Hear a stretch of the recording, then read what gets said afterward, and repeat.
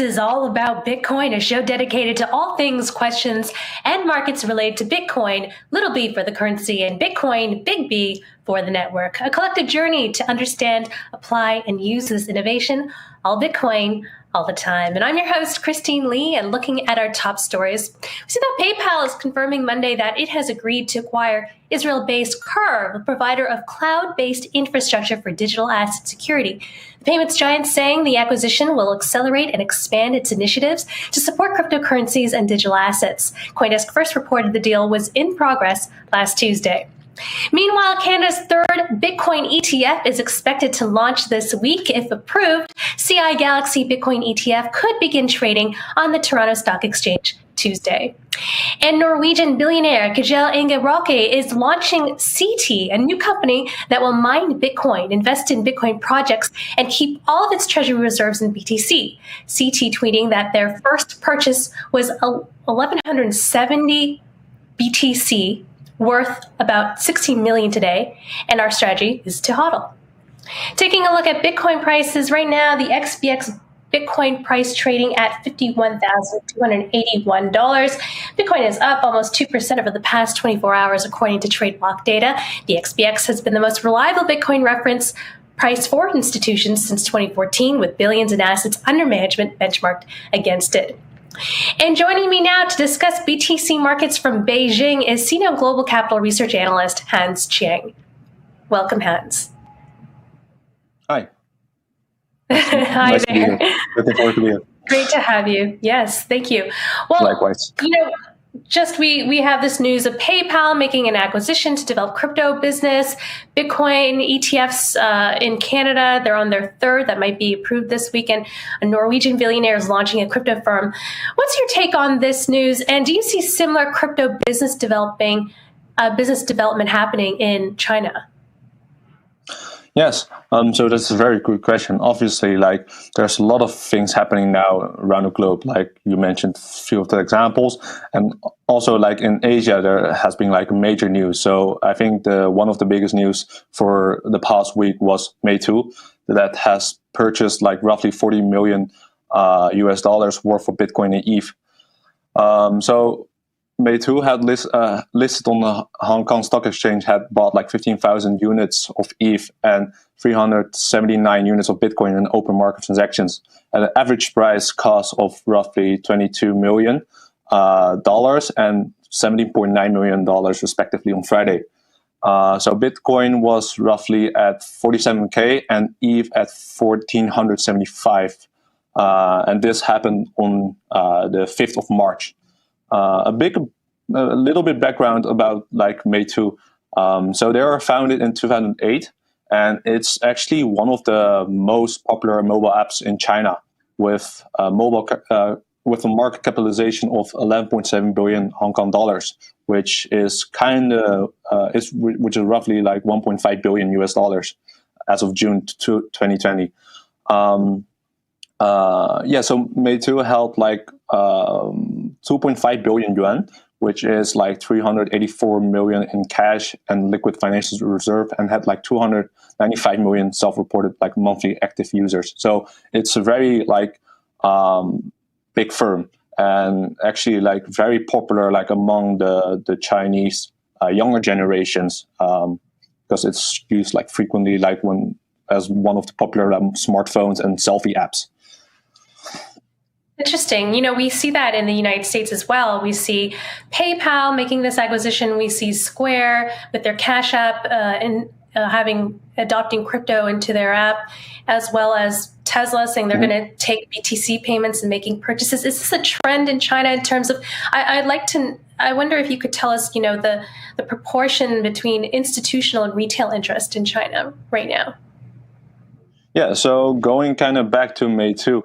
It's actually so the chairman and founder, Mr. Chai, was also he has been a pro Bitcoin figure, I believe, roughly in 2018, where he was interviewed, and he mentioned that he personally had acquired 10,000 Bitcoin at that time. So he has been a pro Bitcoin person for quite a while now, and in terms of the retail, like because of Meitu now announcing that they're also like joining the Bitcoin game, this actually like went very like viral on Weibo, so the Chinese equivalent of Facebook, Twitter. So I believe it was ranked the 18. So obviously, I think that like if major firms like Meitu are now also like entering this Bitcoin and crypto industry,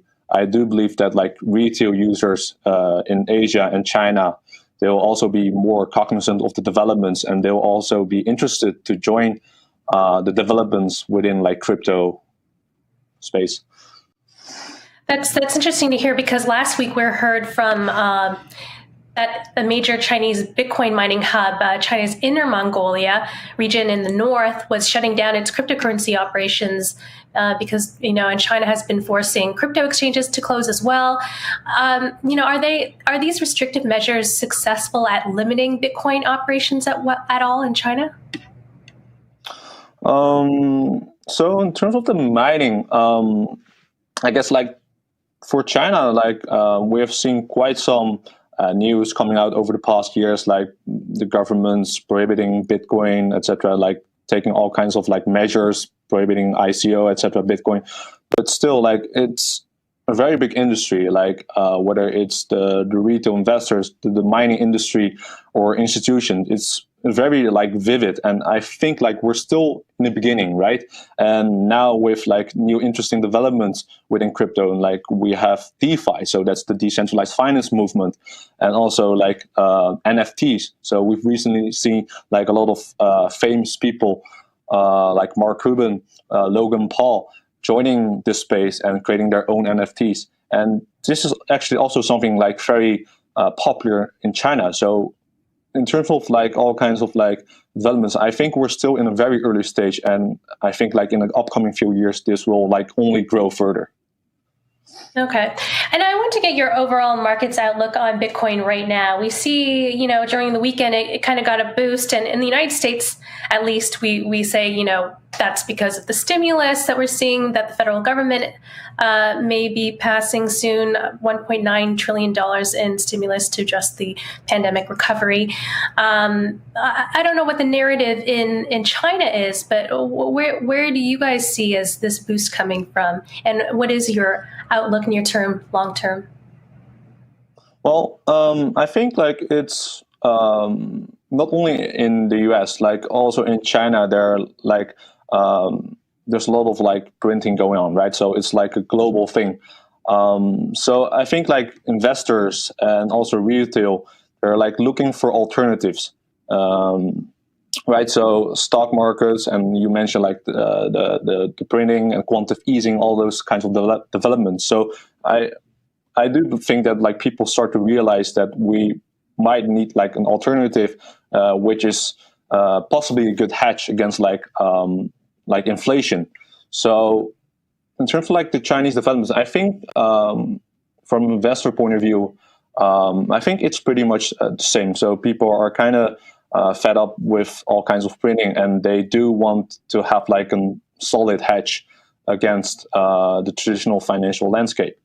So that's from an, I guess, financial point of view, but also from a technology point of view, there are like lots of reasons why actually like both companies, institutions, but also retail are like focusing on crypto and DeFi developments, right? Okay. So from a more technology point of view, it could be like that with DeFi and all kinds of like new technologies, there are actually new like solutions like financial products and services which can help users to actually like bridge use like the unbanked facilities, which are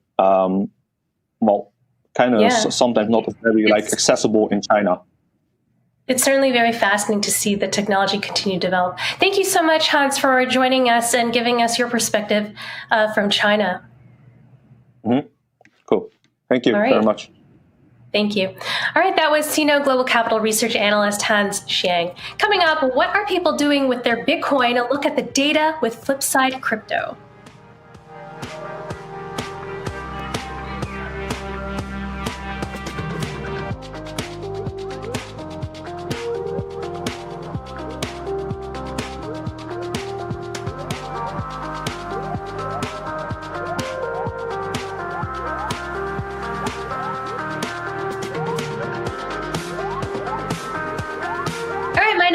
provides Bitcoin analytics and business intelligence to crypto organizations. Joining me from Philadelphia is Angela Minster, lead data scientist at Flipside Crypto. Welcome, Angela. Hi, thank you. Good to have you here. All right, so Angela, your organization collects data and helps companies understand user behavior on blockchain networks. So taking a look at Bitcoin, what does the data say about what long-term holders of BTC are doing with their Bitcoin? So we see the trend over and over again, and I think there were some graphs to go along with this. We do have a chart. Yeah, so it's really interesting to watch the flows to and from early holder wallets. So these are wallets that held Bitcoin for the first time before 2012. And it's pretty cool. You can see that during the original Bitcoin heyday of 2017, there was a ton of activity. And I think some people wondered, will people rush to sell again once price skyrockets, if it does skyrocket again? And it looks like that this time around, you can see the orange is the outflow and the blue is the inflow. So blue is early holders accumulating and orange is liquidating. And so we did see a bit of spike this time around with as a reaction to the increasing Bitcoin price. But I do think that from our research that all major holders of Bitcoin have been a little bit more hesitant to really liquidate because of price fluctuations today compared to, 3 years ago. Interesting. So there are a lot of people are holding their Bitcoin. All right. We also hear a lot of people who think that it's rare for a BTC to change hands. Is that true? That's definitely not true. The labels are missing from this graph. The orange line is price, and the other blue lines are the percentage. Oh my God. This shows active BTC supply over time. So the orange the blue, the orange is the price. The dark blue is supply that's been frozen for over 2.5 years. And then the light blue is supply that has been stagnant for between 6 months and 2.5 years. So at any particular time, in recent history, since August 2020, we see that the percentage of Bitcoin that's been locked for over 2.5 years has actually gone from around 20% all the way down to around 10%. So a lot of Bitcoin that had remained stagnant since 2017 has now, let's say, loosened up and started flowing around the blockchain, around the ecosystem again. Interesting. And so what's a recent trend that you've noticed with Bitcoin lately? Yeah, so wrapped Bitcoin on Ethereum is something that really interests me because I think it captures kind of the best use case of Bitcoin that we've seen so far as this amazing store of value, and also the entire DeFi network of Ethereum. So since September 2020, so just a few months ago, we've seen basically after the launch in the beginning of 2020, and then since September, we've seen a complete doubling of how much Bitcoin is locked up on Ethereum. And so now we're actually approaching 1% of the total Bitcoin supply locked on Ethereum, which 1% is not a huge number. But if you think that a year ago, that number was close to 0, and we've already hit 1%. This graph is showing... Do you have an idea what they're doing on Bitcoin, on the Ethereum network? Oh, yeah. So when you wrap your Bitcoin and get it onto Ethereum, that lets you get into DeFi pools where you can stake your wrapped Bitcoin along with other coins to do things like yield farming and lending and borrowing. Okay, great. So it's getting some use out there.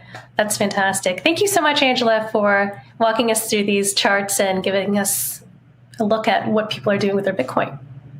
Yeah, thank you for having me.